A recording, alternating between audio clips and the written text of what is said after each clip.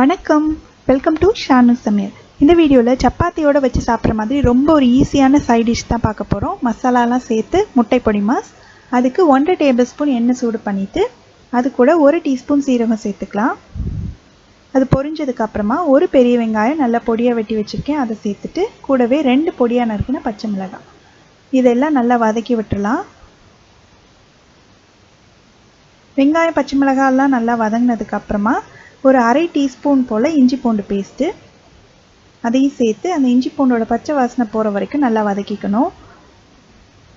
இது கூட நான் ஒரு மீடியம் சைஸ் தக்காளியை மிக்சியில் போட்டு நல்லா பேஸ்ட்டாக அரைச்சி வச்சுருக்கேன், அதை சேர்த்துடலாம்.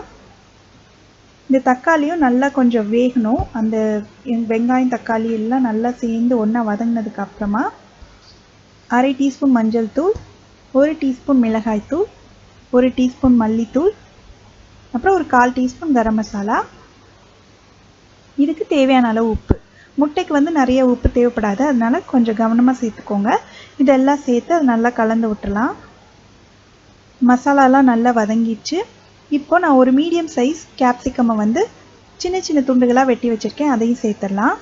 இதை சேர்த்து ஸ்டவ்வை மிதமான தீயிலே வச்சு ஒரு நிமிஷம் போல் நல்லா வதக்கிக்கலாம். இந்த கேப்சிகம் நல்லா க்ரன்ச்சியாக இருந்தால் நல்லாயிருக்கும் சாப்பிட்றதுக்கு. இப்போ 1 நிமிஷத்துக்கிட்ட நல்லா வதக்குனதுக்கப்புறமா நான் 3 முட்டையை உடைச்சி சேர்த்துக்க போகிறேன்.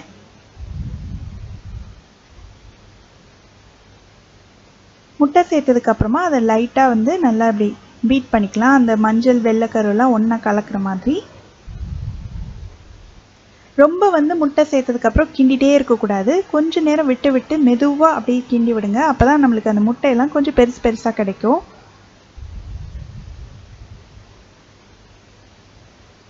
நல்லா அப்பப்போ இந்த மாதிரி மெதுவாக திருப்பி திருப்பி விட்டு அந்த முட்டை ஃபுல்லாக வேகிற வரைக்கும் இருக்கணும். பார்த்திங்கன்னா ஆல்மோஸ்ட் ரெடி ஆயிடுச்சு.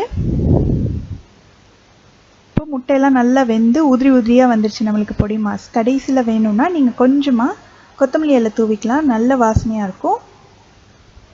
அவ்வளோதான், இப்போ ஸ்டவ் ஆஃப் பண்ணிடலாம். ரொம்பவே சுவையான மசாலாலாம் சேர்த்த முட்டை பொடிமாஸ் ரெடி ஆயிடுச்சு. இது சப்பாத்தியோடு வச்சு சாப்பிட்றதுக்கு ரொம்ப டேஸ்ட்டாக இருக்கும். நீங்களும் இந்த ரெசிபியை கண்டிப்பாக வீட்டில் ட்ரை பண்ணி பார்த்துட்டு எப்படி வந்ததுன்ற கமெண்ட் சொல்லுங்கள். இதே மாதிரி நிறைய வீடியோஸ் பார்க்கணுன்னா இந்த சேனலுக்கு சப்ஸ்கிரைப் பண்ணுங்கள். ஷானு சமையல், எளிய முறையில் இனிய சுவையில். நன்றி.